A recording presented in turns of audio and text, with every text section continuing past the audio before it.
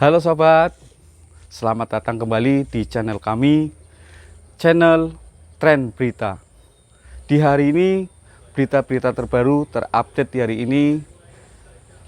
Jangan sampai lupa nonton, like, komen, dan subscribe-nya. Cek fakta, benarkah pengacara Alvin Lim mengamuk saat diadili di ruang sidang sampai jaksa ketakutan? Beritahits.id sebuah unggahan video dengan klaim yang menyebutkan bahwa pengacara Alvin Lim mengamuk di ruang sidang saat diadili. Informasi tersebut diunggah lewat kanal YouTube dengan nama update viral. Video ini menggunakan thumbnail dengan narasi, memanas. Baru kali ini, jaksa ketakutan. Ternyata Alvin lebih ganas dari Ahok. Sedangkan video tersebut menggunakan judul, hahaha, detik-detik Alvin Lim ngamuk di ruang sidang, jaksa ketakutan. Terlihat pula gambar mirip sosok Alvin Lim dalam keadaan marah sambil memegang mic. Dengan latar belakang ruang sidang lengkap beserta hakim yang bertugas. Pada Jumat, 21 Oktober 2022, video ini sudah ditonton sebanyak 8,9 ribu kali tayangan. Apakah klaim pada unggahan video YouTube tersebut benar? Berdasarkan penelusuran tim pencari fakta, video yang beredar ternyata merupakan video lama. Sementara itu, gambar thumbnail pada video juga hasil editan. Rekaman video memang mempertontonkan momen pengacara Alvin Lim saat menghadiri sidang. Jaksa Penuntut Umum, JPO, keberatan jika terdakwa mengajukan saksi dan ahli yang meringankan. Saat itu, Alvin marah karena hakim mempermasalahkan kenapa kemarin sakit dan besok harinya bisa sehat, hingga membuat dirinya marah.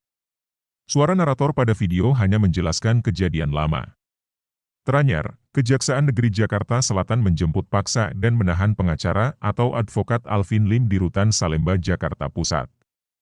Kepala Seksi Penerangan Hukum, Kasipenkum, Kejati DKI Jakarta Ade Sofyansyah mengatakan penyidik Kejari Jakarta Selatan menjemput dan menahan Alvin Lim karena menjalankan surat putusan banding dari Pengadilan Tinggi DKI Jakarta.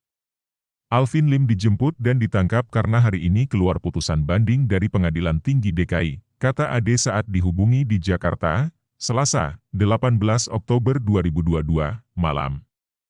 Ade menyebut Alvin Lim dinyatakan bersalah dengan vonis 4 tahun 6 bulan penjara oleh Majelis Hakim Pengadilan Negeri Jakarta Selatan, terkait kasus pemalsuan dokumen.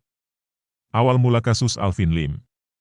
Merujuk dari Sistem Informasi Penelusuran Perkara Pengadilan Negeri Jakarta Selatan, SIPEN Jaksel, Selasa, 14 Juni 2022, persidangan awal perkara ini dimulai pada 27 September 2018.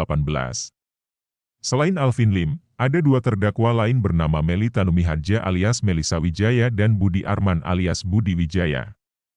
Alvin Lim didakwa dengan dakwaan primer pasal 263 ayat 1 Yungto pasal 55 ayat 1 pertama Yungto pasal 64 ayat 1 KUHP subsidiar pasal 263 ayat 1 Yungto pasal 56 kedua Yungto pasal 64 ayat 1 KUHP lebih subsidiar pasal 263 ayat 2 Yungto pasal 55 ayat 1 pertama Yungto pasal 64 ayat 1 KUHP, lebih-lebih subsidiar pasal 263 ayat 2 Yungto pasal 56 kedua Yungto pasal 64 ayat 1 KUHP dan dakwaan kedua pasal 378 Junto pasal 56 kedua KUHP.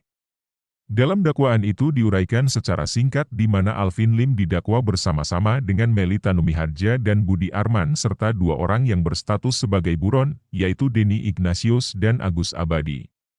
Perkara bermula pada 2015, saat Meli Tanumi Hadja menemui dan bercerita kepada Alvin Lim bahwa dia sering sakit-sakitan. Selanjutnya, terdakwa Alvin Lim mengatakan, pakai asuransi saja, biar meringankan beban, demikian tertulis pada uraian singkat dakwaan. Singkatnya, Meli Tanumi Hadja membuat KTP palsu dengan mengubah identitas menjadi Melisa Wijaya.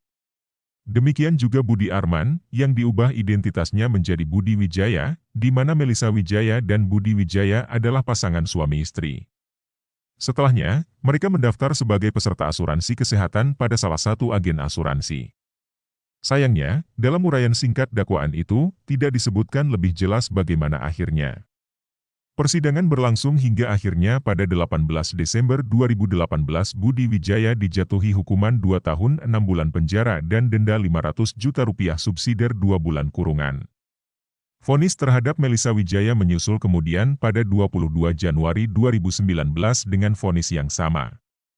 Mereka dinyatakan hanya terbukti perihal dengan sengaja menggunakan surat palsu yang mengakibatkan kerugian. Untuk pasal-pasal lainnya dinyatakan tidak terbukti. Kesimpulan: unggahan video yang beredar ternyata merupakan video lama.